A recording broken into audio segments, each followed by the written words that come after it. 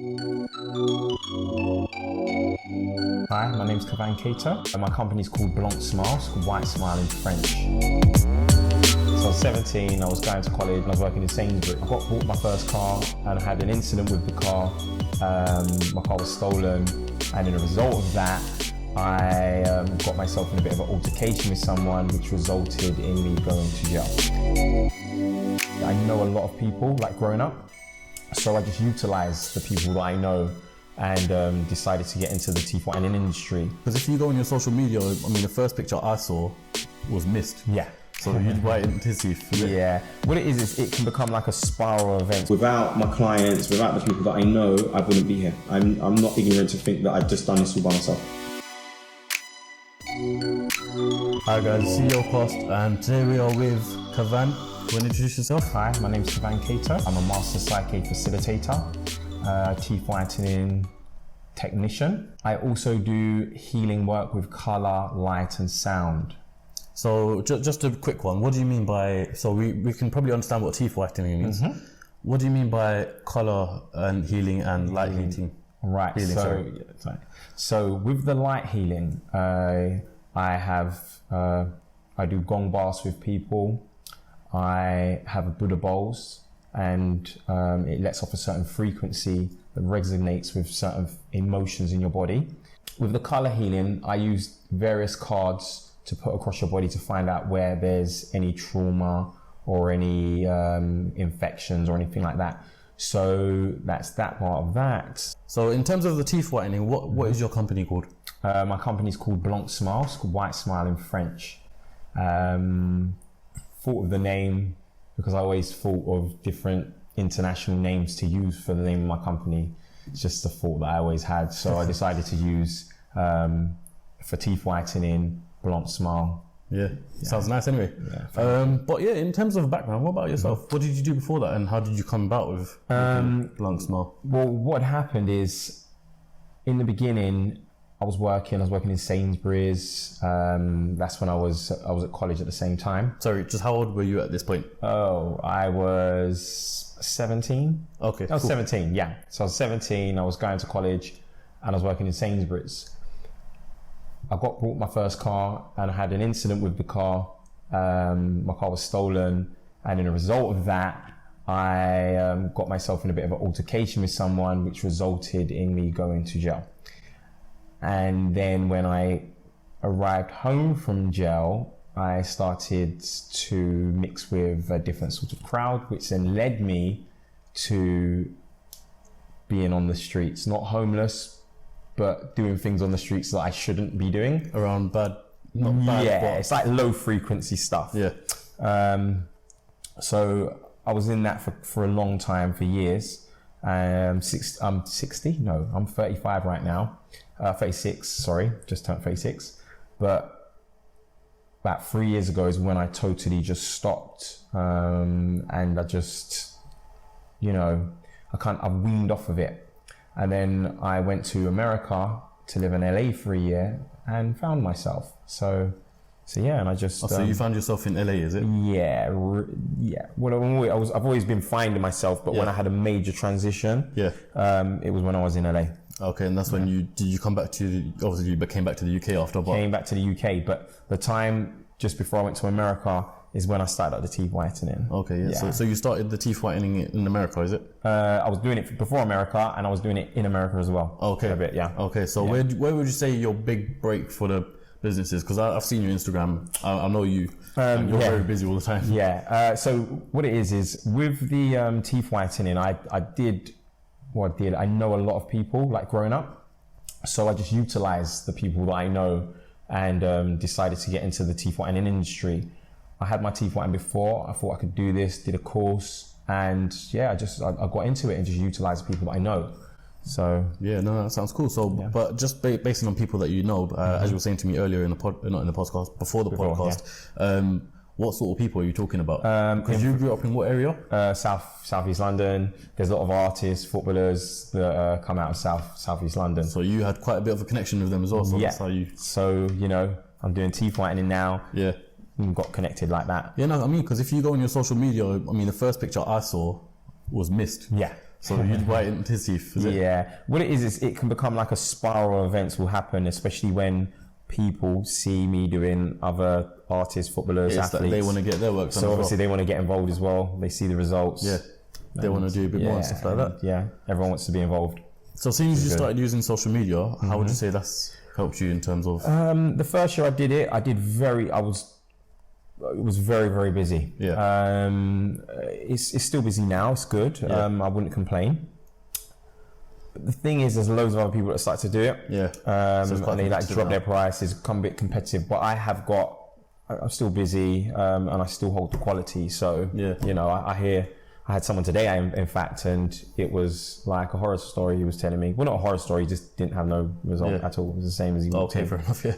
Yeah, so yeah. Got charged for nothing, basically. Basically, yes. Okay, so back to the business side of things in terms of Blanc Smile. Yeah. I mean, how did you initially start? Or like you said, you've done the course and you've done your clients. So I was doing it for quite cheap in the beginning. I wasn't selling myself like that, but I was doing it a bit cheap in the beginning, doing deals. Yeah. I just learned, even being on the street, that how to treat people still. Yeah. How to have a good rapport with people. Yeah. And when you have a good rapport with people, they'll keep coming back to you. Yeah. You know. It's just repetitive. It's repetitive. Yeah. So, I mean, like you were saying just now, or like I was saying, so how long have you been doing this for? I've been doing it for about 3 years. 3 years, yeah? That's just Blanc Smile, not just... Blanc Smile for 3 years. Then I've always been quite spiritual. We are all spiritual. Yeah. Whether we know it or not, we are. And I started to dig into things because I wanted to know, I knew there was something missing. Yeah. And I knew that a lot of people had problems because as a child, I was always trying to help people with their problems and I wasn't even helping myself. Yeah, yeah. So I was searching for a way to tap into someone, tap into the inner me, and be able to control my thoughts and control my and have a different perception of life. So what is it that you call your spirit work almost? What do you call that? Right, okay. So it's a thing called Psych-K. Yeah. And Psych-K is changing subconscious beliefs. So the spirit side of it, Psych-K is a spiritual exercise. You can't see what's going on. Yeah. You know, it's in the back of your mind. It's your subconscious. It's your subconscious. And I'm going to explain because I don't want to confuse people what the subconscious mind is. Yeah. So how the subconscious mind works. As a child, for the first 7 years of a child's life, you're under a stage of hypnosis. Okay. Yeah. It's not like you're a zombie. You got two hands in front of you. You don't know what's going on. Yeah. But you're under a stage called theta, which is a stage of hypnosis. And what happens? Anything that you experience in the first 7 years of your life, it's being recorded by your subconscious mind, which is your original mind. Yeah. Okay. And what happens is different beliefs get dropped into the subconscious mind, but it's totally habitual. Yeah. Okay. There's a guy called Bruce Lipton where I got this information from. So is that the person you researched essentially? Yeah. I look at them as like people like him as like my teachers. Okay. So I'd always refer to them as my teachers. Yeah. No, that's good. So I got a lot of information from Bruce Lipton about this. And then Bruce Lipton mentioned something about Psych-K, how to change the subconscious, because from 8 onwards, you start to create reality from the programs that you've been installed with. So if you had parents that were arguing, if you had parents that were fighting, if you had siblings that were fighting, or people around you was fighting, then you're going to grow up fighting the majority of the time. Yeah, yeah. If you was made to believe, or you had a perception that you're not loved, then 95% of your day, you're going to sabotage yourself not to love yourself. Yeah, that's deep when you think about it. It's deep. And then also, if you was a child in a store, you know, and you had like 3 brothers with you, and you got told you don't deserve to have it because you were naughty, all you're hearing is you do not deserve, but the rest of the siblings do. Yeah. So that's another thing that you'll sabotage your life doing. Yeah. 95 to 98% of the day, you're going to sabotage yourself to feel like you do not deserve. So going into this, how would you say that sort of information or inner thoughts helps you help other people in that sense? Well, for me, that's a really good question, actually. It's quite intriguing, actually. Yeah, so I started to do Psych-K because Bruce Lipton mentioned that you can change someone's belief they've had their whole life in 15-20 minutes. So I thought it was very necessary for me to learn. Yeah. So when I work with people, I work with someone today. I don't talk about people's stories unless they're open about it. And so I work with someone stressed out, which is very normal for me to come across. Yeah. And I got them into the whole brain posture. So what I was saying, when you're angry, you're only thinking from one side of your brain. Yeah. But when you do a balance, you're thinking whole brain. And I do like to deal with people that have trauma in their life, massive trauma, because it's a stress transformation balance. Yeah. It depends on how deep the stress is, but averagely it takes about 10 minutes for a full stress transformation. Okay, yeah. Something that you've had your whole life just changing, how you feel about it. It almost puts you look at it as if like it was a movie. Okay, fair enough. Yeah. So if I was to come to you and say, Cavan, as if like I was one of your clients, if I was to come to you and say, oh, Cavan, I can't seem to find myself, I feel like I'm lost in this world, or don't know what my purpose is, how would you take it from there? Right. First of all, I would get the person back into a position of power. Yeah. Because everything you just said was negative affirmations. Okay, yeah. Okay. Fair enough, yeah. So first of all, it's dealing with the inner conversation. Okay. If you've got negative talk, self-talk, then you're going to create a negative life for yourself. Yeah. So that alone, when I explain it in more detail, it puts the person back into a position of power. And what I always say to people is stay out of the rear view mirror, because if you're driving, you know how to drive. Driving in like 30 seconds on the motorway, you're going to crash because you're too busy looking in the past. So that's a simple example I give people. Yeah, it's like you were saying to me earlier, before we started recording, you should always have something to fall forward on. Yeah, you never want to fall back in life. Yeah. And another thing I was saying is work smart, not hard. Yeah, no, a lot of people say that as well. It used to be saying work hard, play hard, or something along the lines, but people have got smarter nowadays, realize that, okay, working in this sort of specific way, yes, might not be working as hard, but you're working a lot smarter about how you do things in order to succeed a lot quicker or more efficiently than what you would if you were doing like a 24/7 job. Right, like exactly. Yeah. So I think this would be quite interesting to talk about, because obviously move that out the way. That's all right. Obviously, with the spiritual side of things, and to do with like almost like your brain and mentality, it's your mind. Obviously, I've set this podcast up in terms of CEOs and the business owners and stuff like that, and entrepreneurs mainly.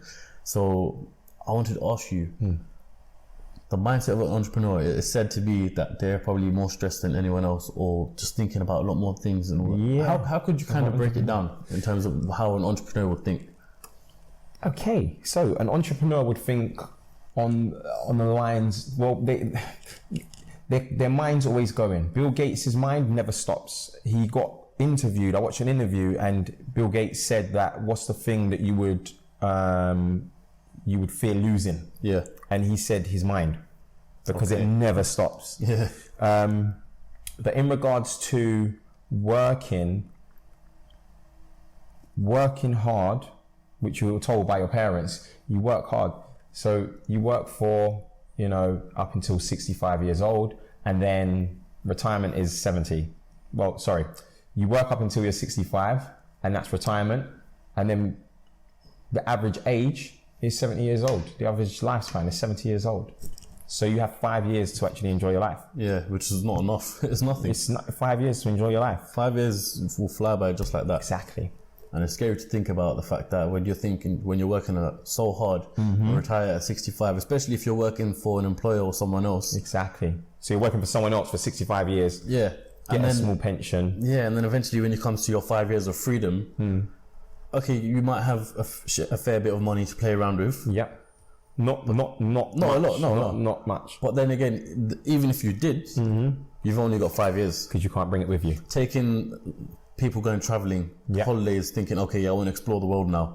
Or they want to buy a nice fancy car or fancy house or whatever it may be. They're not going to be able to enjoy it. Exactly, because they only run for 5 years and stuff like that.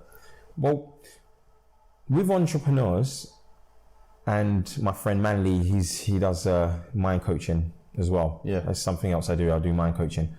Throw it in there. He actually told me that how entrepreneurs work from a different perspective, and which makes sense as well. It happens a lot. So with entrepreneurs, imagine starting a business and you're meant to set it on a light so it can be dealt with by other people. Yeah. Yeah. Look at it like a flame. So you don't fully start the flame. Yeah. And then an entrepreneur will think, okay, well, I've got that running a little bit. Yeah. Then they'll start something else. And they've got little mini flames going on, but nothing's really doing much. Yeah. That's how most entrepreneurs think. I think I just thought of this point right now, which would be quite interesting to answer. I don't know if you might have had this question or not. Okay, so as one sets their business up in the beginning, they might have times where they think about, or they might have times where they have doubts or failures, for instance. So in your instance, if you had any doubts at any point within the 3 years of Blanc Smile, how have you processed them doubts or failures, considering that you do your mentality, your spiritual work? Before, when I was doing Blanc Smile in the beginning, it wasn't actually, my mindset, I was just growing. I didn't know, I knew about consciousness because of maybe someone going in and out of consciousness, but I didn't know the subconscious mind. I didn't have a clue about it. But one thing I can tell you is when I started Blanc Smile, my belief system about it working was so strong, it had to work. Yeah. No, but that's the good thing about business. When you start your business, you have to believe in it in order for you to succeed. Well, I'm going to talk about imagination quickly, right? And then how imagination creates reality, which comes from a guy called Neville Goddard. Yeah. And imagination creates reality, because nothing in your life can come to pass if it wasn't first imagined. And he says, you look around you, name me one thing that now you call it a reality wasn't first imagined. Everything that you see was only first imagined and now brought into reality. And now we say it's real. Yeah, do you understand what I mean? Anything, literally anything, this table, them cameras, anything, I suppose, what you're saying. Yeah. I mean, if you don't have any negative thoughts, then anything is possible. Yeah, but then you're saying negative thoughts can deteriorate you from... Well, they will, because they're your thoughts, and your thoughts create your reality. You are the creator of your reality. So if you're thinking negative thoughts, then that's a life that you're choosing to live, because it's a choice. Yeah, it's a choice. But then how can someone, let's just say, for example, they're brought up in a tough time, or they've gone through depression or anything like that. I had psoriasis behind my ears when I was growing up, because I was that stressed around domestic violence and that. So how can someone pull themselves out of the negativity and put themselves into a positive mindset? Into a place of power. Well, like I was saying in the beginning of the video, there's programs that are stopping you from literally living your full potential. Yeah. So that's where I come into it with Psych-K. I never had that. I'll talk about that in a minute, but I never had someone do Psych-K with me. Yeah. I had to go through more trauma, and that's another way that people actually learn, through trauma, loss of money, like massive amounts of money. That will traumatize you and make you be more wary about what you do. Yeah. Awareness is... We're currently doing someone's teeth right now, so we'll be back in 1 minute. Yes. You mentioned earlier how the first 7 of your years of your life affects you. Yeah. Yeah. Obviously, you got no control over that. So how do you change that? Well, changing it is when I'm doing Psych-K, that is changing the subconscious beliefs. Yeah. It's a very, very accurate way to change a subconscious belief. A very accurate way, you said. A very accurate way to change subconscious belief. There's other modalities. People try hypnosis. Yeah. Yeah. Do you agree with hypnosis? I've had hypnosis done. There's different types of hypnosis. Yeah. I've had quantum healing hypnosis therapy, which is past life regression. You can use past life regression for healing. You can heal your body. Yes. That's in a self-healing stage mode. You can also go there with 5 life questions, which get answered. What's that? Sorry, 5 life questions. Okay, yeah. So what sort of questions would that be? For example, if you want to know what your life's purpose is, why am I here? Why have I come to have this human experience? Yeah. It's a question that is advised you ask because it gives you a good sense of direction. Yeah. Especially when you talk about it with someone else. Exactly. So I've done that. And the thing is, I remembered everything. I got up and went to the toilet twice. Yeah. And I just was talking, and I didn't know where the answers were coming from. I was just literally talking. Yeah. So it's really, really interesting. Really interesting thing to do. I do work with the lady as well. Yeah. She's in Bournemouth. So it's amazing. Yeah. So that's that worked for me. But I have known people that have smoking habits through hypnotherapy, and it's not really worked for them. How's that? What, based on hypnotherapy? Yeah. Seems to be like a short-term change. Yeah. Short-term change. What Psych-K does, obviously, I said to you already, it's changing your subconscious beliefs based on doing kinesiology, which is muscle testing. Yes, which we'll demonstrate. We're going to demonstrate here. We'll demonstrate, yeah. And then you let me know if you want to do a stressful one, transformation. Also, which is really, really important for people to know, is that with Psych-K, it's non-intrusive. So you don't actually have to sit down with me and explain what your stresses are, explain what kind of traumas you've experienced. Yeah. You can it's something that you just think about, and then you transform yourself, because it's a self-healing process. So would you say you yourself are quite easy? It's quite easy for you to read someone. Yeah. Yeah. Yeah. And how is that helping you in terms of understanding them and your business essentially? Well, the first thing with understanding people is I come from a place where a lot of people come from, like quite traumatic, violence, and arguing, and got exposed to a lot of things at a young age. Yeah. So how I feel I benefit with my clients is that I can relate to a lot of what they're experiencing. A lot of the scenarios, yeah. Yeah. And you would know how to kind of pull yourself out of it or change it. The first thing I said to you before, how I work with people, is getting them back into a position of power. Yeah. So my main focus is the negative self-talk. Why are you saying that about yourself? Would you say that to somebody else? Yeah. And 9 times out of 10, you wouldn't. People will say I wouldn't. Yeah. And I say, like, why are you doing it to yourself? Yeah, no, that's true. Yeah. Okay, so just on a different note, Cavan, Yeah. just want to ask you, in terms of, back to like on the business side of things, not specifically yourself, but I've noticed that, so I've got quite a few friends who've set up their own businesses and stuff like that, and when they set it up, they get a lot of stress. Okay. Or before they even started, they've already quit. Or, in fact, you know what? Actually, let's answer that one first. So, yeah, but they get a lot of stress. Yeah. Or basically, they just don't want to do it anymore. Yeah. How can you tackle that in your own head to make sure you push yourself to start something? The thing is, when you have a belief system that you know what you're doing is good, you know it can work. Yeah. But you have a subconscious belief that says that you do not deserve to even get to this stage. Yeah. That's where people get stuck. That's what I'm saying. That's why they stop. Yeah.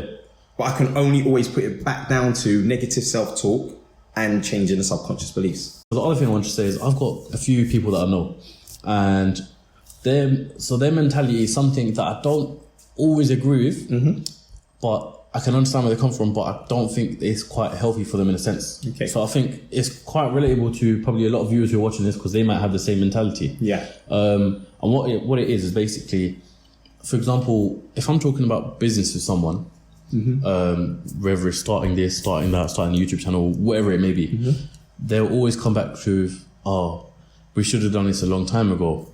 Or, for example, if I give you an example. So they're basically living in the rear view. Exactly, yeah. Okay. So like for example, this, no one's said this to me, but it's just a really example someone can understand.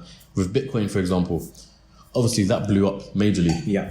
None of us were aware. I wasn't aware. I wasn't aware myself either that it was going to do such a thing. Yeah. And to be honest, I was quite young when it all happened anyway, so I didn't have any clue what was going on. I was still in sixth form.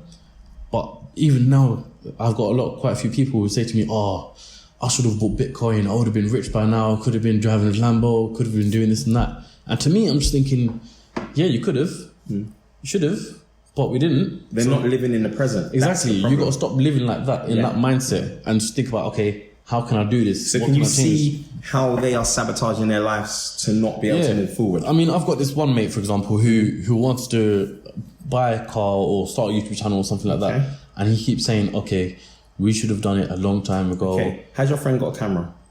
Yes. Has your friend got equipment? I've said this to him so many times, yeah. I mean, the thing is, to start a YouTube channel, you don't even need... I might be using a DSLR or something like that. You can use your phone. You can use I've seen your loads of iPhone. YouTube videos. The cameras on iPhones are better than flipping... Some of the... Exactly. But what I'm trying to say is that they keep saying, we should have started it 10 years ago, then we would have blown up massively.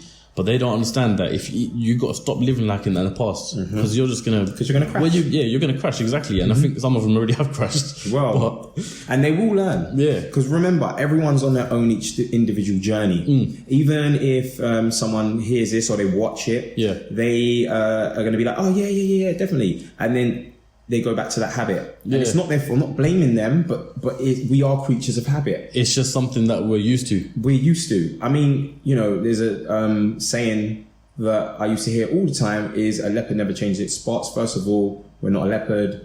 And second of all, we are human and we're a creature of habit. Yeah. So, you know, if you have got a bad habit, it can be changed with Psych-K, and then you've now got a good habit. Yeah.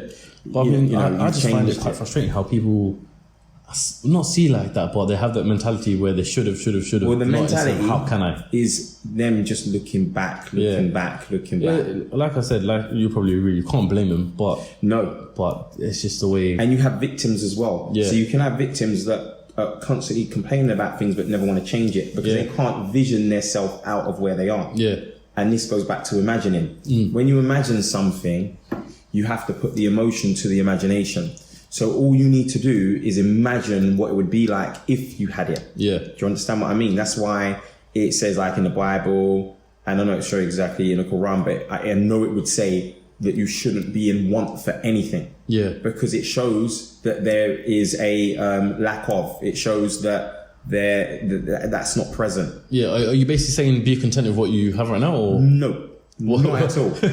Not at all. Sorry. Okay. So you lost me there. I'm saying that you have to live. Yeah. In the present.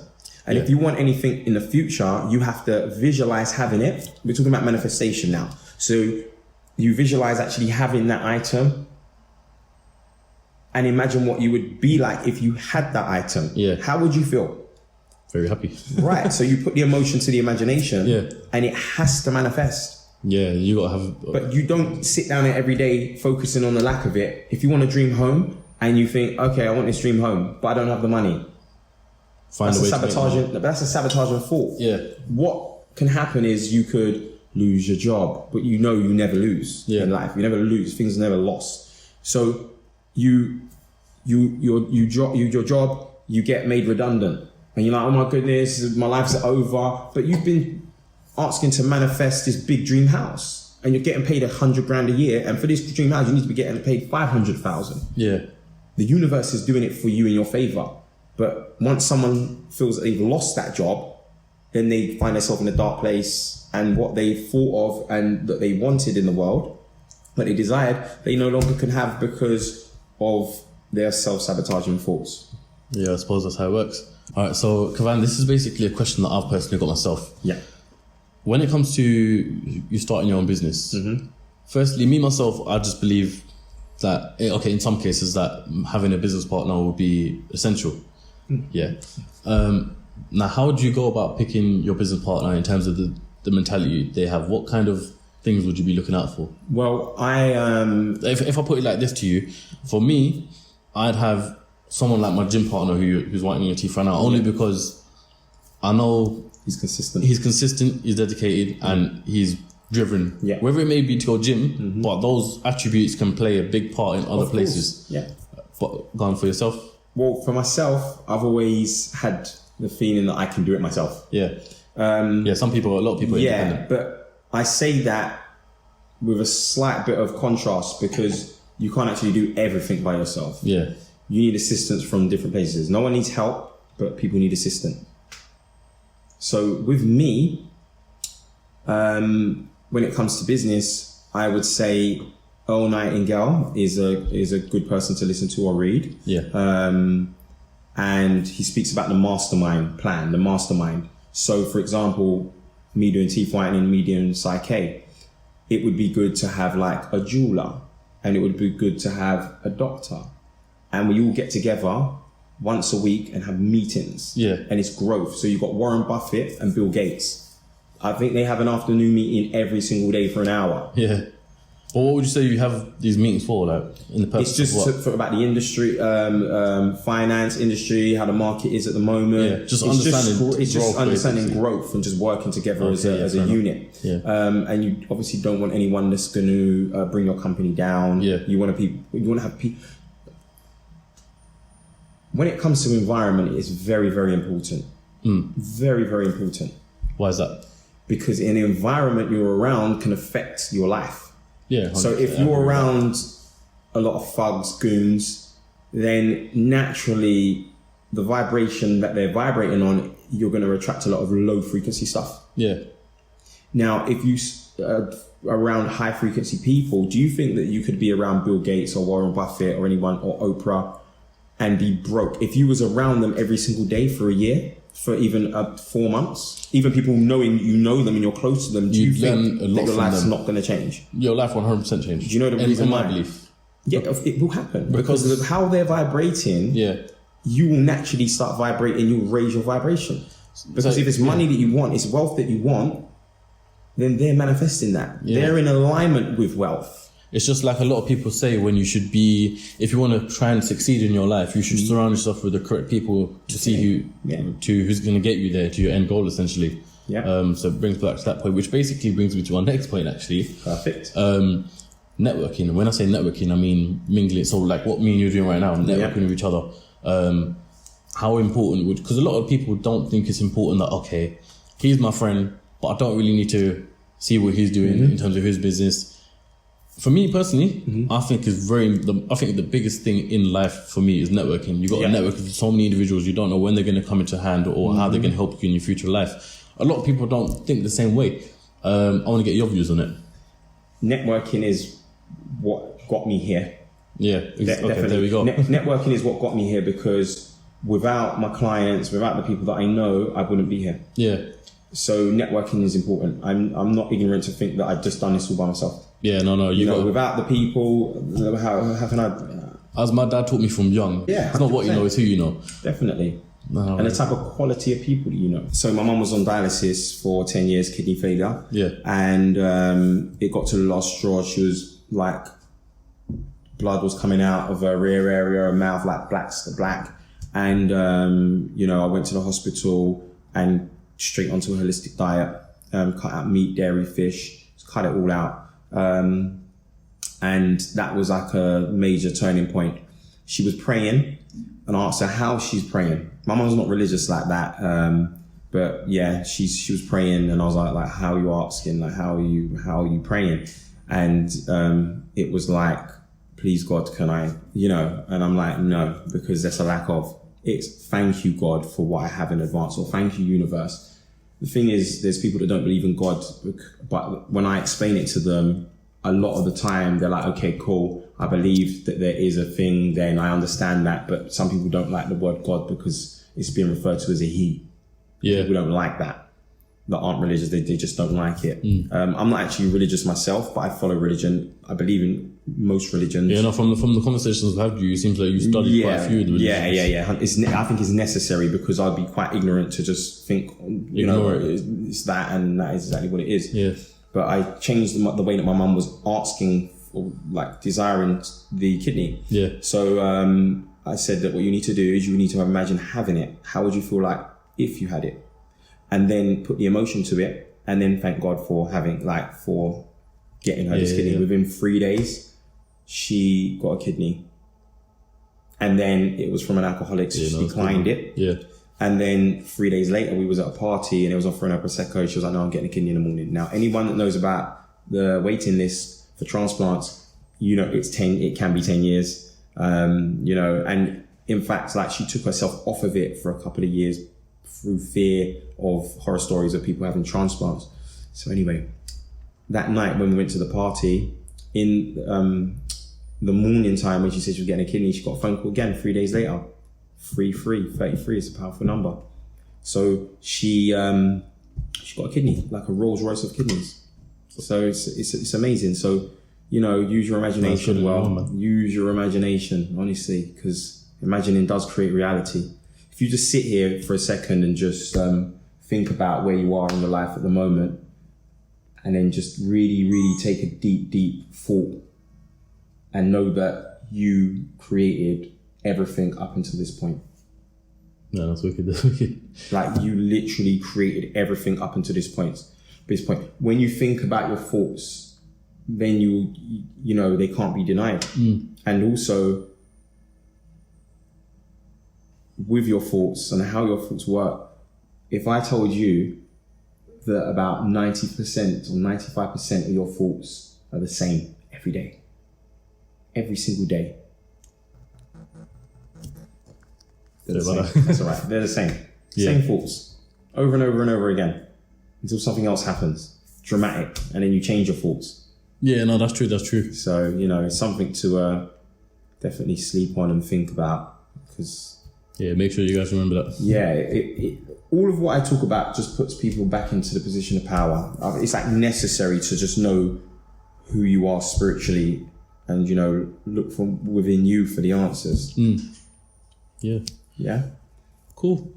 Cavan, I think we're going to wrap up there. Cool. Yeah. I think if you guys enjoyed that, please do like it. I'm sure I enjoyed it. In fact, I know I enjoyed it. If you, like I said, if you want to see part 2, please do just subscribe, like. Please also follow Cavan on Instagram, on his socials. They'll drop there here right now. Yeah. As well as in the description as well. Cavan, like I said, it's been great. Thank you very much. Wicked. Looking forward to see you next time. I hope anything else you want to say? You lot have got good information. I will do a part 2. I will have some more things to talk about, and also I'm going to do a balance with you as well, Psych-K. Yeah, we'll do that now. And if you're up for it, I do colour card readings as well. Okay, yeah. It's not reading into your soul, and I think it's just for direction. So I work with colour cards. And you could talk about that on your next experience. Yeah, we'll do that next podcast. Yeah. Yeah, cool. All right. Wicked. Cool. All right, so we'll end with the demonstration. Yeah. Yeah. Okay. Cool. See you guys in the next one. Yeah. Good. Yeah, wicked. Okay. Good.